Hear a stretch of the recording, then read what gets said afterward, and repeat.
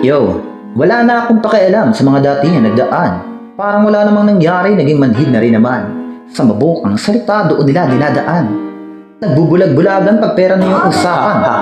Kaya pasensya na sa akin tula, ito'y opinion lang naman. Simulan natin ang istorya sa maanghang na salitaan. Entra, balasubas.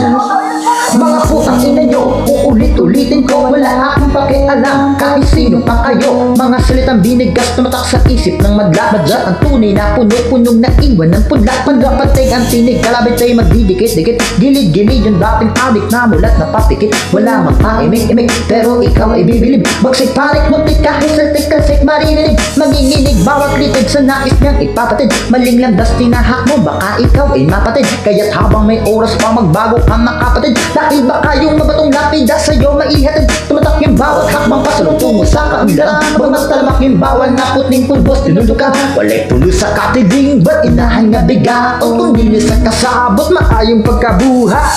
Kung minsan ay hindi ko maintindihan kung ano ba talaga ang tunay na dahilan. Ngunit bakit ikaw ay tinalikuran ng akala mong kaibigan di ka iiwan? Gamit ang puso di lang isip upang mas maging makulay. Tunay di maiwawaksi, nagaway di maitatanggi. Palagi laging nakapak sa lupa sinilangan ang makatabak tao. Makabayad dyan nabibilang ang tatay di matatawaran. May pagmamahal sa bayan, ano ba dapat ang masihan?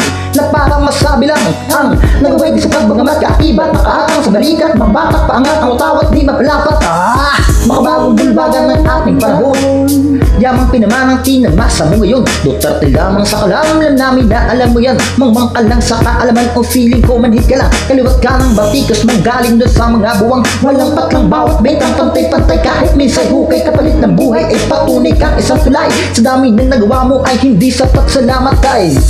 Kung minsan ay hindi ko maintindihan kung ano ba talaga ang tunay na dahilan. Ngunit bakit ikaw ay tinalikuran ng akala mong kaibigan di ka iiwan? Ibang klaseng galawang pinamalas na nag-iisang probinsyanang galing Davao, taglit ang kakaibang malang aksyong girang araw-araw na tutunghayan. Malaserye na makbakang talaga naman nakakabang-abang. 2016 nang magsimulang gumuhit ng makasisayang hindi mapapantayan. Legasiyang inukit mo ay hindi nga matutumbasan ng kahit anong salapi bagay o maging ano paman. Ginamitan ng makabagong taktika na hindi pangkaraniwan. Di kalibreng planong pangmasang talaga namang pinag-isipan. Ganyan ang tatay namin, di basta-basta gano'n na lang. Intindihin, nang di mapabilang sa mahinang nilalang. Mga nikabuna o kaibigan, tayo lamang namin sanan. Pairalin mo ang puso at buksan mo ang isipan. Gamitin ang dagal mo ng merong kabuluhan. At para sa bandang huli ay wala kang pagsisiyan. Minsan talaga para bang hindi ko maintindihan. Mga matay na akakitang bulag sa katotohanan. Habang yung iba naman parang walang pakialam. Nakakarinig naman ngunit bakit nagbibingi-bingihan? Kababayan, uulitin ko, ito'y opinion lamang. Nasulat kong tulay, hindi basta kwento tamang. Bumase lang ako sa aking karanasan. At syempre masigit pang lalo sa aking nasaksihan. Kung